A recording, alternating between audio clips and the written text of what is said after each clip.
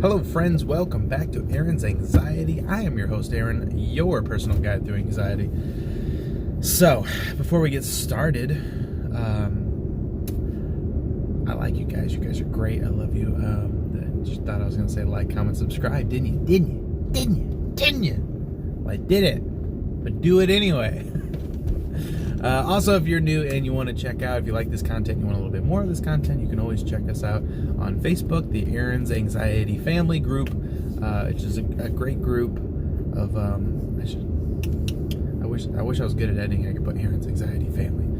That'd be fantastic, but I'm not. And I don't have Sam edit these ones. So, but if you're on the, check that out. There's a lot of great people on there and a lot of people that would love to help you through your journey.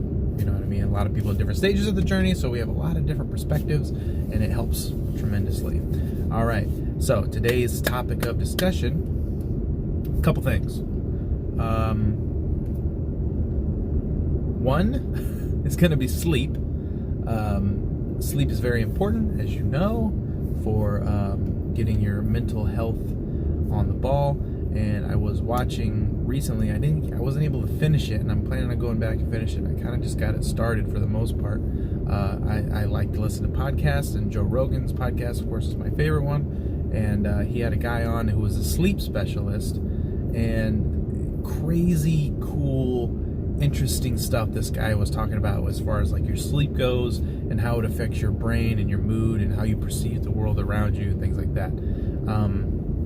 So check that out for one. I wish I had the link, but if you just type in Joe Rogan sleep, you know what I mean, podcast, it'll pop up. So basically though, if you don't want to go do all that, the things that I was taking from it, just in the part that I've gotten, was that if you have sleeping problems in general, or if you're not sleeping enough, if you find yourself, staying up really late at night and waking up early in the morning, say to go to work. So say if you go to bed at 12, if you're going to bed playing with your phone, and going to bed at 12, waking up at say 6:30, you're only giving yourself 6.5 hours of sleep, which is less than is ideal. That 8 hours or sometimes even more is kind of crucial for your brain's development, because even though you're not a child anymore, your brain is constantly developing, you know what I mean? And it's just a good habit to be into, to get a full rested night's sleep. So, but basically what they were saying is that it can really kind of throw you off in the rest of the world, and it can make you feel feelings that aren't, conducive to a normal environment. Like, there's no reason I should be feeling this way. This is like my normal life. However, if you're sleep deprived, your brain's going, look, we're not getting the proper sleep, and we need to take a break. You know what I mean? And so that's when it starts triggering anxieties or depression or things like that. If you have restless sleep, he was also saying, which I thought was super interesting, some people will take alcohol or marijuana as a sleep aid. And he was saying that if you do that, it doesn't allow your body to go into REM sleep, the rapid eye movement sleep.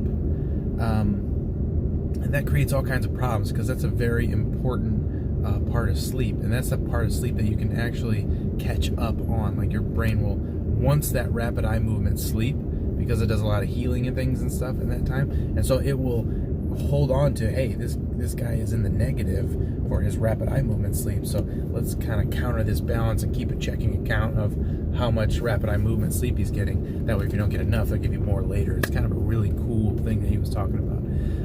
So if you are doing those things, as far as the marijuana or alcohol, cut it out for a sleep aid. Try to do it either naturally, or go get yourself a supplement, or like a melatonin or something like that, which is a naturally induced chemical in your brain. It'll help kind of push you that way. And then, funny story about melatonin, real quick side note. My wife's father, my father-in-law, had a child pretty late in life. He was like 50 something, like 52. And so she has a sister who is considerably younger than her. Like, her sister, I think, is 11, and my wife is 27. So if that gives you an idea. So that's a big gap. So it's almost like she's an only child. Well, anyway, she comes over to the house, and we gave her some melatonin because she couldn't sleep, and I didn't know.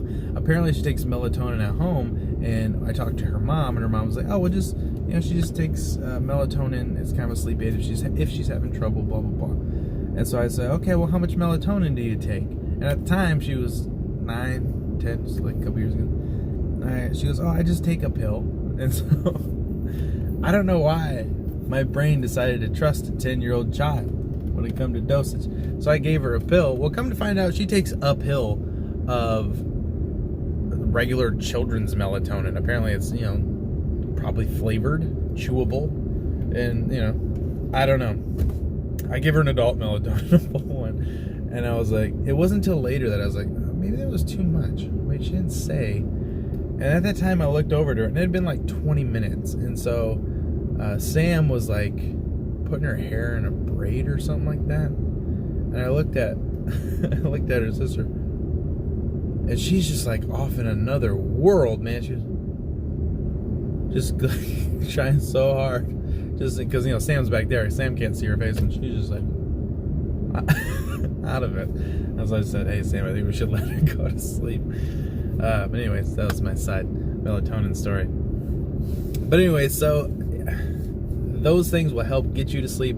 Also, if you have a crappy bed, we need to talk. If you have a crappy bed, fix it, okay? Get a better bed. It doesn't have to be anything crazy expensive.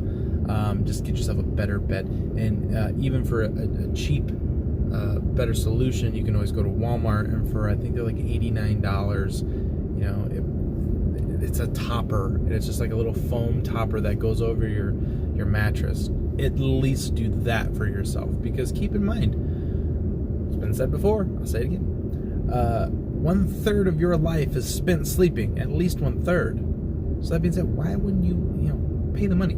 The third, that's a lot of time spent in a bed, you know what I mean? And it results in how you live your life when you're awake. So why not have a good restful sleep? So just, if you can, you don't have to spend the big giant money. Go spend $80 and, have a better sleep. So, secondary is, of course, diet. Diet plays a big part of diet. Food is medicine, okay? And that's just the way that it is and the way that it always will be.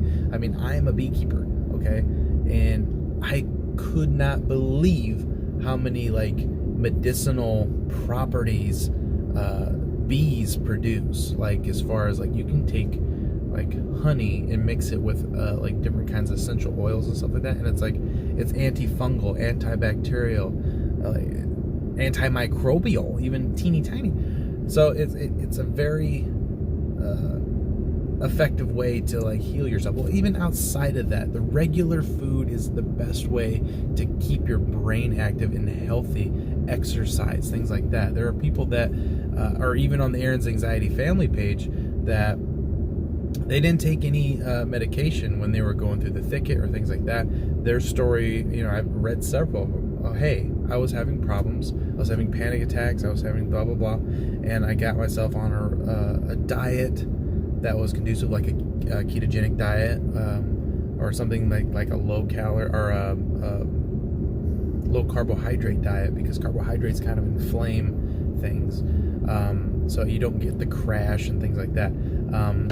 And getting some exercise, considerable amounts of exercise, it exhausts their body, and when they go to sleep, they sleep really good. And over a period of time, that helped their body work through those things.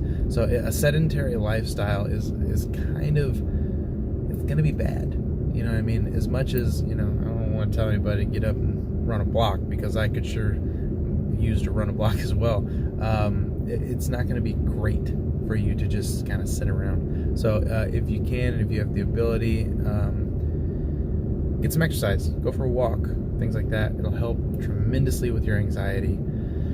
And that's pretty much it, friends. These are kind of this normal things, you know what I mean? These are normal, everyday, hey, you should probably try this. But sometimes when we get into the vast, all the ins and outs of anxiety and symptoms and what it feels like and this, and we're doing all these crazy things like breathing exercises or meditation, sometimes we don't look at the core things of what could be wrong. We're always kind of worried about, well, what's this big elaborate thing that I haven't thought of yet? Maybe it's something that you've already thought of that you just haven't done. And like diet, exercise, sleeping well, things like that can be very, very beneficial. So I've done them. They've worked for me. So I can't imagine why they wouldn't work for you. All right, friends, until next time, I hope you guys are constantly fleeting away from your anxiety and getting to a safer place mentally and physically. So, all right, friends, until next time, I'm Aaron. You're awesome. I'll see you in the next video.